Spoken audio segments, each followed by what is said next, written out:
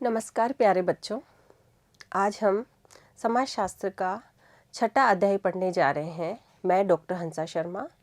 हम कक्षा 12th का छठा अध्याय पढ़ रहे हैं जिसका नाम है भारतीय समाज में विविधता एवं एकात्मकता के विभिन्न आयाम। जो हमारा भारतीय समाज है उसमें विविधता में एकता दिखाई देती है। विभिन्न प्रकार की जो बोली है, भाषाएं हैं, रहन सहन, खान पान, सब कुछ में एक विभिन्नता हम देख सकते हैं, लेकिन फिर भी भारतीय समाज एक है। धार्मिक रूप से देखें तो विभिन्न प्रकार के धर्मावलंबी यहाँ पे रहते हैं और विभिन्न प्रकार के जो रीति रिवाज है, परंपराएं सभी अलग अलग तरह से मनाते हैं, लेकिन फिर भी देश में पूरे के पूरे राष्ट्र में एकता हमें दिखाई देती है। भौगोलिक दृष्टि से भी हमारा जो देश है वो विभिन्न भागों में बटा हुआ है। तो हम ये देखते हैं कि जो भारत है उसको मोटे मोटे रूप से 5 भागों में हम बांट सकते हैं भौगोलिक दृष्टि से। और ये जो भारतीय देश है, भारत देश, इसमें विभिन्न प्रकार के क्षेत्र है जिसमें हम राजनीतिक, भौगोलिक, सांस्कृतिक विभिन्न क्षेत्रों में इनको बांट सकते हैं। तो सबसे पहले हम बात करते हैं भौगोलिक क्षेत्र की। तो देखिए भौगोलिक विविधता क्या है। तो जो हमारा भौगोलिक क्षेत्र है भारत का वो एक जैसा नहीं है। यहाँ पर कहीं पर बहुत ज़्यादा सर्दी पड़ती है, कहीं पर बहुत गर्मी रहती है, कहीं पर समुद्र तटीय इलाके हैं, तो कहीं पर जो पहाड़ी क्षेत्र है उसमें बहुत बर्फीला क्षेत्र होता है। तो इस तरह से हम देखते हैं कि भौगोलिक असमानताओं के होने के कारण भारत में भौगोलिक विभिन्नता दिखाई देती है। तो भौगोलिक विभिन्नता के आधार पर हम कितने भागों में बांट सकते हैं? भारत को 5 भागों में बांट सकते हैं। जो पहला भाग है इसका उत्तर भारत का पर्वतीय प्रदेश। जो उत्तर भारत का पर्वतीय प्रदेश है उसमें हम लेते हैं हिमालय क्षेत्र। हिमालय क्षेत्र की ऊंचाई बहुत अधिक है और साथ ही साथ इसकी वजह से संपूर्ण भारत का जो पर्यावरण है वो निर्धारित होता है। तो 1600 मील लंबा और 150 से 200 मील चौड़ा हिमालय फैला हुआ है। और ये कैसा क्षेत्र है? एक बर्फीला क्षेत्र है। और बर्फीला क्षेत्र की वजह से यहाँ से जो नदियाँ निकलती है, ग्लेशियर्स पिघलते हैं, बर्फ पिघलती है और वहाँ से सीधी नदियाँ आती है। तो वर्ष भर यहाँ से नदियाँ निकलती रहती है। और ये नदियाँ कौन कौन सी है? गंगा, यमुना, सरयू, ब्रह्मपुत्र, सिंधु। साथ ही साथ यहाँ पर कुछ महत्वपूर्ण तीर्थ स्थल भी है। तो देखिए कौन से हैं तीर्थ स्थल? बद्रीनाथ, केदारनाथ, ये तीर्थ स्थल यहाँ पर स्थित है। तो इस तरह से जो पहला भाग आ जाता है भौगोलिक क्षेत्र का वो आ गया है उत्तर का पर्वतीय प्रदेश। इसके बाद हम देखते हैं कि ये जो उत्तर का पर्वतीय प्रदेश है इसमें कुछ महत्वपूर्ण दर्रे भी है।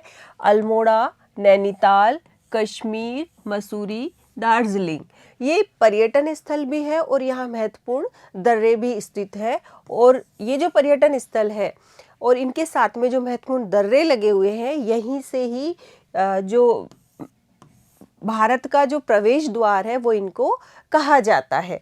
और साथ ही साथ यहाँ बहुत सारी जनजातियों का भी निवास है, क्योंकि जनजातियाँ कहाँ रहती हैं? पहाड़ी क्षेत्रों में। और पहाड़ी क्षेत्रों की वजह से जनजातियाँ हिमालय क्षेत्र में ज़्यादा रहती है, उत्तरी क्षेत्र में ज़्यादा रहती है। तो कौन सी जनजातियाँ हैं? देखिए, नागा, अका, गारो, मिकिर, अबोट, ये विभिन्न प्रकार की जनजातियां हिमालय क्षेत्र में निवास करती हैं। फिर दूसरा क्षेत्र जो हमने विभाजित कर रखा है भौगोलिक दृष्टि से वो आ जाता है आपका गंगा सिंधु का मैदान। गंगा और सिंधु का मैदान। और ये जो मैदान है वो कैसा होगा? ये बहुत ही उपजाऊ मैदान होगा, क्योंकि यहाँ पर जो नदी के द्वारा बहाई जाने वाली जो मिट्टी है वो है और वो मिट्टी बहुत उपजाऊ होती है। तो हिमालय से दक्षिणी पठार के मध्य का भाग है ये। और यहाँ से जो नदियाँ निकलती है वो है गंगा, सिंधु, ब्रह्मपुत्र, सतलज। ये अत्यधिक उपजाऊ क्षेत्र माना जाता है। गंगा, सिंधु, ब्रह्मपुत्र और सतलज नदियाँ यहाँ से निकलती है। इसी वजह से यहाँ पर जो पैदावार होती है, कृषि क्षेत्र है, वो यहाँ का बहुत अच्छा होता है, क्योंकि यहाँ की मृदा बहुत उपजाऊ होती है। यहाँ की जो जनसंख्या है वो कैसी है कि देश की कुल जनसंख्या का 40% यहाँ निवास करता है।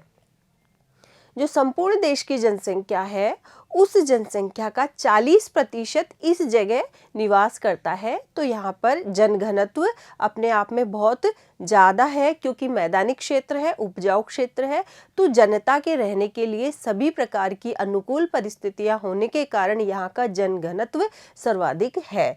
यहाँ के जो पवित्र स्थल है वो है हरिद्वार, प्रयाग और वाराणसी। ये तीर्थ स्थल माने जाते हैं, हरिद्वार, प्रयाग, वाराणसी, और ये यहाँ के पवित्र स्थल है। आगे देखिए, जो भारतीय संस्कृति और सभ्यता है उसका उद्गम स्थल भी इन्हीं क्षेत्रों को माना जाता है। जो भी हमारी सभ्यता है, सिंधु घाटी की सभ्यता हम कह सकते हैं, जो विभिन्न प्रकार की सभ्यताएं हैं वो नदियों के किनारे ही विकसित हुई है, इसलिए इसको सभ्यताओं और संस्कृति का उद्गम स्थल भी इन्हीं मैदानों को कहा जाता है। फिर तीसरा जो भाग आ जाता है वो आता है दक्षिण का पठार। दक्षिण का पठार जो क्षेत्र है वो भी अपने आप में बहुत महत्वपूर्ण क्षेत्र है, और ये तीनों ओर से समुद्र से घिरा हुआ पठारी क्षेत्र होता है। तीनों तरफ इसके समुद्र है, इसलिए इसको पठारी प्रायद्वीपीय भाग कहा जाता है। और इसमें जो है विंध्य सतपुड़ा की श्रेणियाँ आती है। विंध्य सतपुड़ा की श्रेणियाँ यहीं से निकलती है, और ये एक त्रिभुजाकार क्षेत्र माना जाता है। और इसमें क्या है, घने जंगल पाए जाते हैं। त्रिभुजाकार क्षेत्र तो है ही है, लेकिन घने जंगल है, विभिन्न प्रकार के बहुतायत में वृक्ष पाए जाते हैं, और बहुत ज़्यादा खनिज संपदा का बाहुल्य इस क्षेत्र में पाया जाता है। बहुत खनिज क्षेत्र है यहाँ पर। और यहाँ की जो संस्कृति है, दक्षिणी भारत की संस्कृति, वो कौन सी संस्कृति कहलाती है? द्रविड़ संस्कृति। द्रविड़ संस्कृति का विकास कहाँ पर हुआ है? दक्षिण के पठार में हुआ है। साथ ही साथ प्राचीनतम जनजातियां जो है वो यहीं पर निवास करती है। देखिए कौन कौन सी जनजातियां हैं? इरुला, कदार, चेंचू, नायर।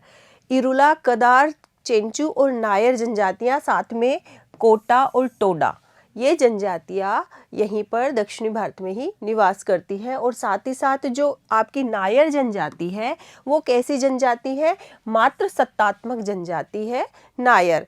और कहाँ पाई जाती है ये केरल में पाई जाती है। नायर जनजाति केरल के क्षेत्र में पाई जाती है, केरल की जनजाति। टोडा कोटा, जो टोडा कोटा है वो बहुपति विवाही जनजाति कहलाती है। इसमें पति बहुत होते हैं और पत्नी एक होती है, तो एक पत्नी के बहुत पति होते हैं। बहुपति विवाह प्रथा इन जनजातियों में पाई जाती है, कोटा और टोडा में। जो चौथा भाग आता है इसका, वो आता है थार का मरुस्थल।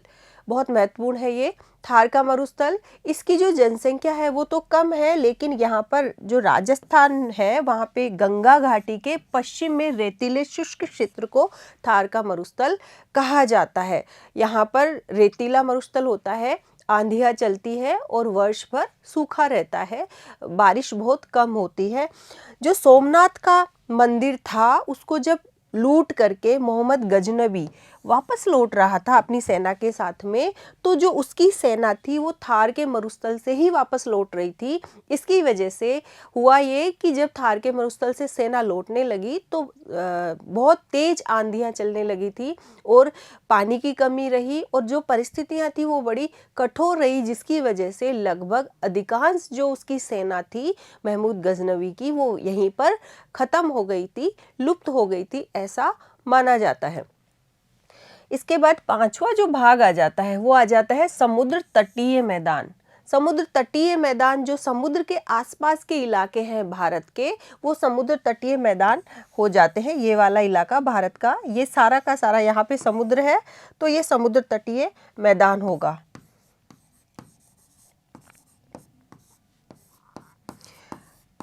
यहाँ आसपास जितने भी शहर बसे हुए हैं ये क्या कहलाएंगे? समुद्र तटीय, समुद्र के किनारे किनारे। दक्षिण का पठारी प्रदेश समुद्र के किनारे का भूभाग है, और पश्चिमी तट को, जो पश्चिमी तट है इसका, वो क्या कहलाता है? वो मालाबार और कोंकण क्षेत्र कहलाता है। जबकि पूर्वी तट क्या कहलाता है? तमिलनाडु तथा आंध्र प्रदेश का आंध्र उड़ीसा तट कहलाता है। पश्चिमी तट को हम क्या कहेंगे? इधर के तट को तो मालाबार और कोंकण क्षेत्र, और पूर्वी तट तमिलनाडु और आंध्र उड़ीसा तट कहलाता है। और यहाँ पर महत्वपूर्ण बंदरगाह भी पाए जाते हैं। बंदरगाह क्या होते हैं? बंदरगाह का मतलब होता है कि ऐसी जगह, ऐसे पोर्ट्स होते हैं जहाँ से सामान का आयात निर्यात जहाज़ों के माध्यम से किया जाता है, जलमार्ग के माध्यम से सामान एक देश से दूसरे देश को भेजा जाता है। तो वो स्थान जहाँ पर जहाज आकर के खड़े होते हैं और माल का आयात निर्यात होता है, तो वो बंदरगाह कहाँ पर है? वो समुद्र के किनारे तटीय क्षेत्रों में ही पाए जाते हैं। तो कौन कौन से बंदरगाह देखिए?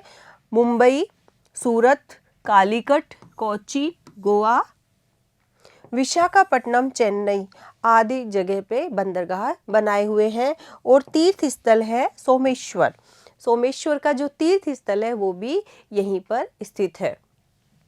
इसके बाद हम अगला जो बिंदु देखते हैं वो है प्रजातीय विविधता। विविधता का अन्य जो प्रकार है वो है प्रजातीय विविधता, कि हमारे देश में विभिन्न प्रकार की प्रजातियों का उद्गम हुआ है। कौन कौन सी प्रजातियां थी जिनसे आज का जो मानव है वो एक विकसित अवस्था में आया है?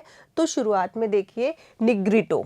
निग्रिटो एक मानवीय प्रजाति रही है। प्रोटो ऑस्ट्रेलॉइड और मंगोलाइड महत्वपूर्ण 3 प्रजातियां रही हैं और ये भारत की प्राचीनतम प्रजातियां इनको माना जाता है। इन तीनों को ही भारत की प्राचीनतम प्रजाति कहा गया है। कौन कौन सी है? निग्रिटो, प्रोटो ऑस्ट्रेलॉइड और मंगोलाइड।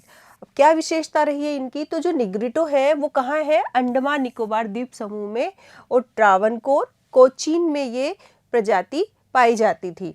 और प्रोटे ऑस्ट्रेलॉइड ये मध्य भारत की अधिकतर जनजातियां जो है वो इसी में शामिल है। भील और चेंचू भी प्रोटे ऑस्ट्रेलॉइड में ही शामिल है। अगली है मंगोलाइड। मंगोलाइड जो है वो आसाम, सिक्किम, भूटान, पश्चिम बंगाल आदि क्षेत्रों में बसी हुई प्रजातियां इस प्रजाति में आती है। और ये तीनों क्या है? प्राचीनतम प्रजातियों में आती है। आगे देखिए, जो चौथा भाग है वो है भूमध्य सागरीय। भूमध्य सागरीय जो भाग है उसको 3 शाखाओं में हम बांट सकते हैं। और ये तीनों शाखाएं कौन कौन सी है? ये है एल्पाइन, डिनारिक और आर्मेनाइड। जो ये भूमध्य सागरीय शाखाएं हैं इसमें देखिए एल्पाइन और डिनारिक, ये दोनों जो है उत्तर और पश्चिम भारत में निवास करने वाली प्रजातियां हैं, एल्पाइन और डिनारिक। और आर्मेनाइड ये पारसी है और मुंबई में निवास करती है। ये वाली प्रजाति जो है आर्मेनाइड वो वर्तमान में कहाँ निवास करती है? मुंबई में। और ये क्या है? ये पारसी धर्म से जुड़ी हुई है। जो 5वीं आती है वो है पश्चिमी चौड़े सिर वाले। 5वीं शाखा में हम ले सकते हैं पश्चिमी चौड़े सिर वाले लोगों को ले सकते हैं। और अंत में है नार्डिक।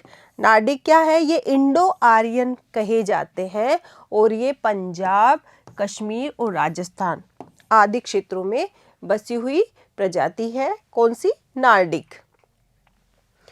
इसके बाद हम देखते हैं धार्मिक विविधता, कि धर्म के आधार पर कौन कौन सी विविधता हमारे देश में पाई जाती है। तो देखिए हमारे देश में बहुधर्मी देश है और यहाँ पर हिंदू, मुस्लिम, सिख, ईसाई, पारसी, जैन, बौद्ध विभिन्न प्रकार के धर्मों का उदय हुआ है। लेकिन हमारे देश में जो सनातन धर्म रहा है, जो प्राचीन धर्म रहा है, वो कौन सा रहा है? हिंदू धर्म। और हिंदू धर्म के बाद ही अन्य धर्मों का उदय हुआ है। तो ऐसा माना जाता है कि जितने भी धर्म हैं वो कहाँ से निकले हुए हैं? हिंदू या सनातन धर्म से ही निकले हुए हैं। और जो पूर्व में प्राचीन समय में जो राजा हुआ करते थे उन्होंने जैसे धर्मांतरण किया या कोई व्यक्ति खुद प्रेरणा से अपने धर्म को बदल करके अन्य धर्मों में चला गया और नए धर्मों का उदय हुआ। तो जो धार्मिक विविधता है उसमें हम प्राचीन धर्म किसको लेते हैं? सनातन धर्म को लेते हैं, मतलब हिंदू धर्म को लेते हैं। सनातन धर्म से तात्पर्य है हिंदू। इसी से अन्य धर्म निकले हैं और विदेशी आक्रांताओं ने बलपूर्वक धर्मांतरण किया। भारत में तो हिंदू धर्म था, लेकिन भारत में जब विदेशी लोग आए, विदेशी राजा आए और उन्होंने यहाँ पर रहना शुरू किया और बलपूर्वक हिंसा से या फिर लोगों ने प्रेरणा से ही अपना धर्म बदल दिया। तो धर्मांतरण की वजह से जो हिंदू धर्म था इसी की कई शाखाएं निकल गई और वो अन्य धर्मों में परिवर्तित हो गई है। जो सनातन धर्म या हिंदू धर्म है उनकी कितनी प्रतिशत जनसंख्या भारत में निवास करती है, तो 79.80 यानी 79.80 सनातन धर्म के मतलब हिंदू धर्म के लोग यहाँ पर निवास करते हैं भारत में। फिर आपके आते हैं इस्लाम धर्म। इस्लाम धर्म के कितने प्रतिशत लोग रहते हैं? 14.23 इस्लाम धर्म के लोग यहाँ पर निवास करते हैं। और साथ ही ईसाई धर्म कितना हो गया? 2.30 ये ईसाई धर्म यहाँ पर है भारत में। इस प्रकार से धार्मिक विविधता हमारे देश में देखने को मिलती है। इसके बाद हम आते हैं पंथ निरपेक्षता। क्या होता है पंथ निरपेक्षता? तो देखिए, पंथ का मतलब होता है धर्म, निरपेक्षता का मतलब होता है किसी भी धर्म के प्रति किसी प्रकार की कोई पक्षपातपूर्ण व्यवहार ना करना। तो हमारा जो राज्य है वो राज्य क्या करेगा? धर्म निरपेक्षता की नीति को अपनाएगा।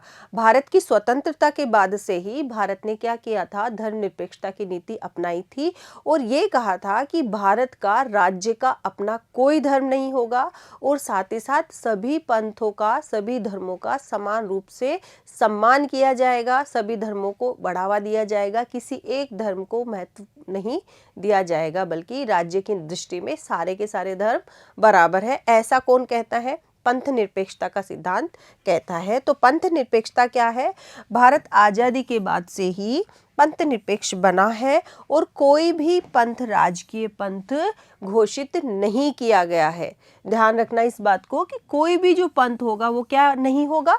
राजकीय पंथ नहीं होगा, राज्य का अपना कोई धर्म नहीं होगा, बल्कि राज्य की दृष्टि में सारे ही धर्म कैसे होंगे? समान होंगे। इसके बाद आ जाती है भाषाई विविधता। हमारे देश में विभिन्न प्रकार की जो भाषाएं बोली जाती है, हर क्षेत्र विशेष में भाषा बदल जाती है। कहीं भी चले जाएं, बोली भाषा स्थानीय दृष्टि से बदलती चली जाती है। तो भाषाई विविधता में हम देखते हैं कि 1632 भाषाएं और बोलियां हमारे देश में बोली जाती है। ये भी प्रश्न कई बार आया हुआ है कि कितनी भाषाएं बोलियां भारत में बोली जाती है, तो यह आ जाएगा 1632। इसके बाद 22 भाषाएं ऐसी हैं जो संविधान की 8वीं अनुसूची में मान्यता प्राप्त है। ये भी महत्वपूर्ण प्रश्न है, मोस्ट है ये, कि कौन कौन कितनी भाषाओं को भारतीय संविधान की 8वीं अनुसूची में मान्यता दी गई है? तो 22 भाषाएं। या फिर ये पूछा जा सकता है कि किस अनुसूची में भारतीय भाषाओं को मान्यता मिली है? तो आपको 8वीं अनुसूची भी याद रखनी है और साथ में 22 भाषाएं भी आपको ध्यान में रखना है। आगे देखिए, अनुच्छेद कौन सा है? 341 अनुच्छेद 351। 341 और 351 में 22 भाषाओं को मान्यता दी गई है। अब कौन कौन सी है ये 22 भाषाएं? इसको हम देखते हैं इस सारणी के माध्यम से। पहला है असमी, बांग्ला, बोडो, डोगरी, गुजराती, हिंदी, कन्नड़, कश्मीरी, कोंकणी, मैथिली, मलयालम, मणिपुरी, मराठी, नेपाली, उड़िया, पंजाबी, संस्कृत, संथाली, सिंधी, तमिल, तेलुगु और लास्ट में उर्दू। ये 22 भाषाएं ऐसी हैं जो भारतीय संविधान के द्वारा मान्यता प्राप्त है। इसके बाद हम देखते हैं कि जलवायु संबंधी विविधता हमारे देश में पाई जाती है, क्योंकि भारतीय जो भौगोलिक क्षेत्र है उनको 5 भागों में हमने विभाजित कर लिया है। तो हर जगह की जलवायु अलग अलग प्रकार की होती है। अगर हम उत्तर और पूर्व में जाते हैं तो वहाँ पर पहाड़ी क्षेत्र होने की वजह से, बर्फीला क्षेत्र होने की वजह से जलवायु बहुत ठंडी पाई जाती है और वहाँ की जीवन शैली बहुत कठिन पाई जाती है। इसी तरह से पश्चिम में देखें तो पश्चिम में थार का मरुस्थल आ जाता है, तो वहाँ स्थिति ठीक है। और दक्षिण में चले जाएं, दक्षिण में जहाँ के तटीय क्षेत्र है, तटीय क्षेत्रों की सम जलवायु पाई जाती है, हमेशा एक जैसी जलवायु देखने को मिलती है। तो पूरा का पूरा जो भारत है उसमें जलवायु में विभिन्नता पाई जाती है।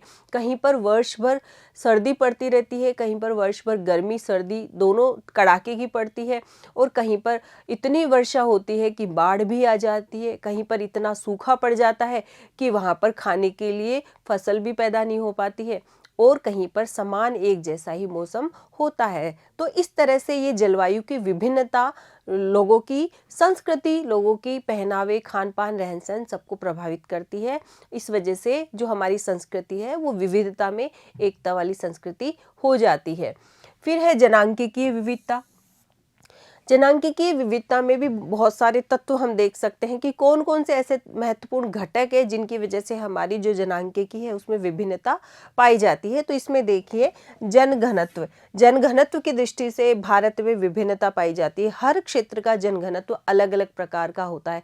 कहीं पर बहुत ज़्यादा जनता रहती है जहाँ पर परिस्थितियाँ बहुत अच्छी होती है, मैदानी क्षेत्र होते हैं तो वहाँ की जो जनता है, जनसंख्या है वो बहुत ज़्यादा होती है, जनघनत्व बहुत ज़्यादा होता है। और कहीं पर विकट परिस्थितियां अगर है तो वहाँ का जनघनत्व भी कैसा होगा, कम पाया जाता है। फिर है लिंगानुपात। लिंगानुपात क्या होता है, स्त्री और पुरुषों का जो अनुपात होता है, अर्थात 1000 पुरुषों पर कितनी महिलाएं हैं किसी भी क्षेत्र में, तो वो कहलाता है लिंगानुपात। तो हर एक क्षेत्र का लिंगानुपात अलग अलग होता है, कहीं पर ज़्यादा है तो कहीं पर कम लिंगानुपात होगा। और जन्म दर, मृत्यु दर, जन्म दर होता है कि कितने लोगों का जन्म हुआ है, मृत्यु दर कितने लोगों की मृत्यु हुई है किसी एक वर्ष में। तो एक वर्ष में जन्म कितना हुआ है, मृत्यु कितना हुआ है, इसके हिसाब से देखा जाता है जन्म दर, मृत्यु दर। फिर जीवन प्रत्याशा कि औसतन व्यक्ति कितना जी रहा है। एक औसत व्यक्ति किसी भी देश की जो जीवन प्रत्याशा है वो अलग अलग हो सकती है। जहाँ पर स्वास्थ्य की दृष्टि से शिक्षा, स्वास्थ्य, अर्थव्यवस्था अच्छी होगी वहाँ की जीवन प्रत्याशा भी अच्छी होगी। और जहाँ पर व्यक्ति के पास सुविधाएं नहीं होगी, जहाँ उसको अच्छा स्वास्थ्य नहीं मिलेगा, चिकित्सकीय सुविधाएं नहीं मिलेगी, साथ ही साथ आर्थिक स्थिति अच्छी नहीं होगी, शिक्षा अच्छी नहीं होगी, तो उसकी जीवन प्रत्याशा भी कैसी होगी, उसकी जीवन प्रत्याशा भी अच्छी नहीं होगी, कम होगी। साक्षरता, साक्षरता भी अपने आप में एक महत्वपूर्ण घटक होता है किसी भी देश की विविधता के लिए, कि कहीं पर तो साक्षरता का आंकड़ा बहुत अच्छा होता है और किसी क्षेत्र में साक्षरता कम पाई जाती है। तो जहाँ साक्षरता ज़्यादा पाई जाएगी वहाँ पर विकास भी ज़्यादा होगा, लोगों में जागरूकता और चेतना भी ज़्यादा रहेगी। जबकि जहाँ साक्षरता कम होगी वो उतना ही राष्ट्र या देश या क्षेत्र पिछड़ा हुआ होगा और वहाँ पर लोगों में चेतना उतनी नहीं होगी। और साथ ही साथ देखिए जो हमारे देश की जनसंख्या है वो जनगणना 2011 के अनुसार कितनी है, 1,21,00,00,000 के लगभग हमारे देश की, भारत की जनसंख्या है। तो देखिए जनघनत्व से तात्पर्य है कि 1 वर्ग किलोमीटर में कितने लोग निवास करते हैं। तो 1 वर्ग किलोमीटर में अगर हम पूरे भारत की बात करते हैं तो कितने लोग हैं, 382 लोग यहाँ पर निवास करते हैं। एक प्रति वर्ग किलोमीटर में 382 लोग निवास करते हैं। तो ये हमारे देश का क्या है, जनघनत्व है। और 2011 की जनगणना के अनुसार लिंगानुपात कितना है, 1000 पुरुषों पर कितनी महिलाएं, 943 महिलाएं हैं 1000 पुरुषों पर। तो भारत का जो लिंगानुपात हुआ वो कितना हुआ, 943 2011 की जनगणना के अनुसार। जबकि ग्रामीण क्षेत्रों का लिंगानुपात कितना हुआ, 949 ग्रामीण क्षेत्रों का लिंगानुपात है और शहरी क्षेत्रों का लिंगानुपात है 929। शहरों में कम है लिंगानुपात, 1000 पुरुषों पर शहरों में 929 महिलाएं हैं, जबकि ग्रामीण क्षेत्रों में कितनी महिलाएं हैं, 949 महिलाएं हैं ग्रामीण क्षेत्रों में। इसके बाद में है ग्रामीण जनसंख्या भारत में कितनी है, 68.8%। कितने लोग निवास करते हैं गाँवों में, 68.8% लोग गाँवों में निवास करते हैं। जबकि जो शहरी जनसंख्या है वो कितनी है, 31.2% शहरी जनसंख्या भारत में निवास करती है। आगे देखिए साक्षरता, साक्षरता भारत की कितनी है, 2011 की जनगणना के अनुसार 74.4% साक्षर लोग रहते हैं भारत में, जिसमें पुरुष साक्षरता है 82.14% और महिला साक्षरता है 65.46%। ये आंकड़ा है साक्षरता का। इसके बाद में अगर हम सर्वाधिक साक्षरता की बात करें तो वो कहाँ पर आती है, केरल में। केरल में सर्वाधिक साक्षरता है और कितनी है, 93.91 93.91% साक्षरता है केरल में, जिसमें पुरुष साक्षरता है 96.02% और महिला साक्षरता है 91.98%। ये है साक्षरता। फिर आपका आता है जीवन प्रत्याशा। जीवन प्रत्याशा मतलब औसतन एक व्यक्ति कितना जीता है कहीं पर।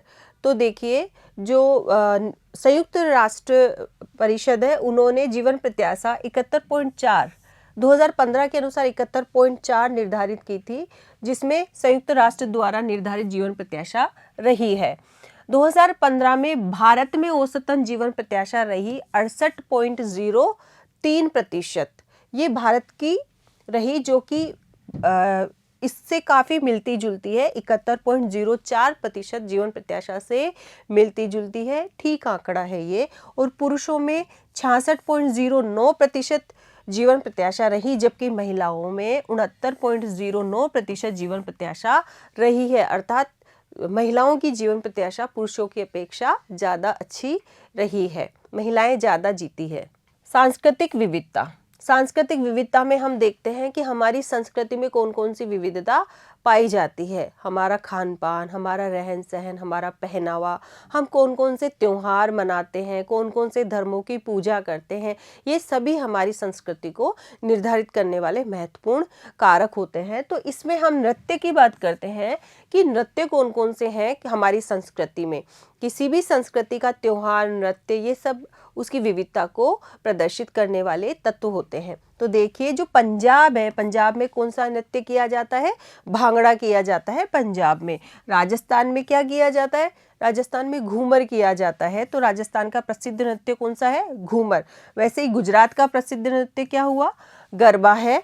दक्षिणी भारत में भरतनाट्यम किया जाता है, जो कि तमिलनाडु, कर्नाटक आदि क्षेत्रों में किया जाता है भरतनाट्यम। उत्तर प्रदेश या उत्तरी क्षेत्र जो है, वहाँ पर क्या किया जाता है? कथक नृत्य। कथक नृत्य उत्तर प्रदेश उत्तरी क्षेत्र में किया जाता है। और केरल में कथकली, केरल का महत्वपूर्ण नृत्य कौन सा है? कथकली है। आंध्र प्रदेश में कुचिपुड़ी, मोहिनी अट्टम किया जाता है। और केरल, उड़ीसा में ओडिसी नृत्य महत्वपूर्ण है। ये नृत्य किए जाते हैं इन विभिन्न क्षेत्रों में। तो ये सभी नृत्य ये प्रदर्शित करते हैं कि भारत में विविधता पाई जाती है नृत्यों की दृष्टि से भी। तो भारतीय संस्कृति विविधतापूर्ण है। फिर आते हैं आपके जातीय और जनजातीय विविधता। इसमें देखिए, भारत में लगभग 4000 जातियां निवास करती है और 25,000 से ज़्यादा उपजातियां निवास करती है। जो 4000 जातियां हैं, उन्हीं से 25,000 के लगभग उपजातियों का उदय हुआ है। इसलिए ये जातीय प्रजाति विविधता हम भारत में देख सकते हैं। अगला बिंदु आता है हमारा विभिन्नता का। धार्मिक विभिन्नता में एकता। तो हमने अभी थोड़ी देर पहले पढ़ा था कि विभिन्न प्रकार के जो धर्म है, कौन कौन से धर्म है। जैसे हम सनातन धर्म की बात कर रहे थे, हिंदू है, मुस्लिम है, सिख, ईसाई,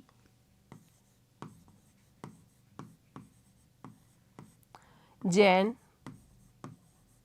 बौद्ध और फारसी।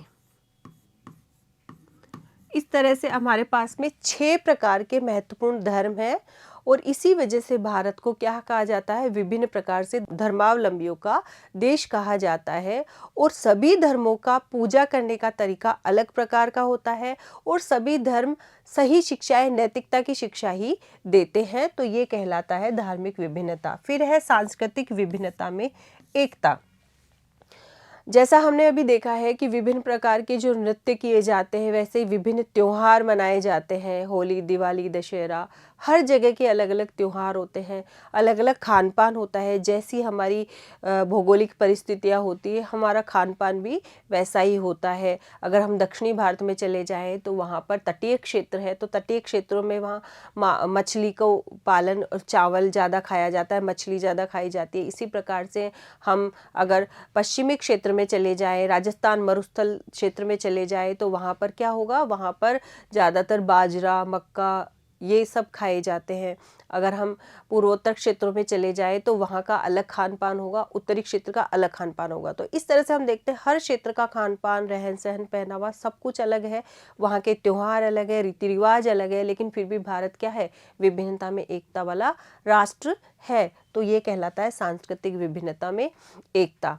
इसके बाद आता है भौगोलिक विभिन्नता में एकता।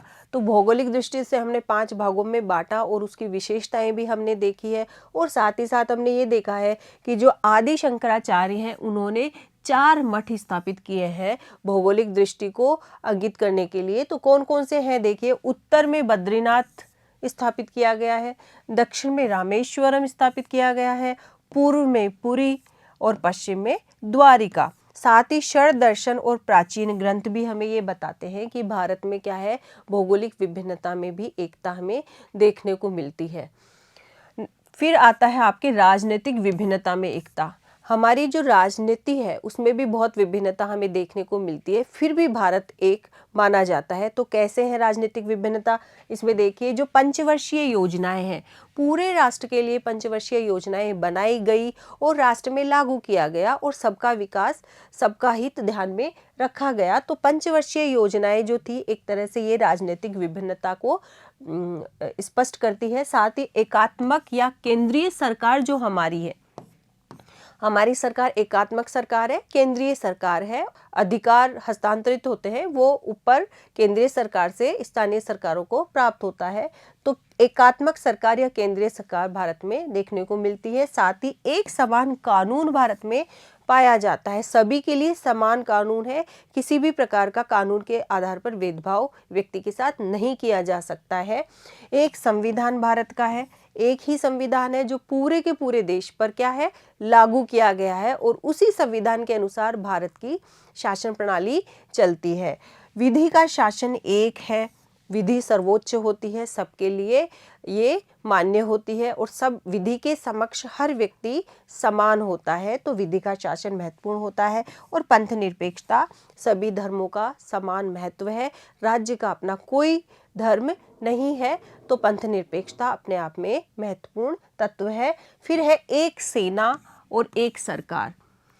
भारत की सेना एक है, आर्मी एक है, वो पूरे राष्ट्र के लिए है और राष्ट्र की सेवा में समर्पित है। और एक सरकार जो है, सरकार भी एक है, जो केंद्रीय सरकार है वो पूरे देश के लिए है। साथ ही हमारा जो झंडा है, तिरंगा है, वो भी एक है, हमारी संसद भी एक है, हमारी राजभाषा हिंदी एक है, और हमारी जो राष्ट्रीय प्रतीक है, राष्ट्रीय प्रतीक कौन कौन से हैं, राष्ट्रगान है, तिरंगा झंडा है, राष्ट्रगीत है, ये सब सारे के सारे जो राष्ट्रीय प्रतीक है वो भी हमारे एक ही है। इस प्रकार से ये पूरी की पूरी राजनीतिक विभिन्नता है। आज की क्लास यहीं पर समाप्त होती है। आशा करती हूँ ये क्लास आपको बहुत अच्छे से समझ में आई होगी। इसको बार बार सुनिए और इसमें से जो भी प्रश्न आते हैं उनको हल कीजिए। हम अगली कक्षा में फिर मिलेंगे। आज का यहीं चैप्टर समाप्त होता है। नमस्कार।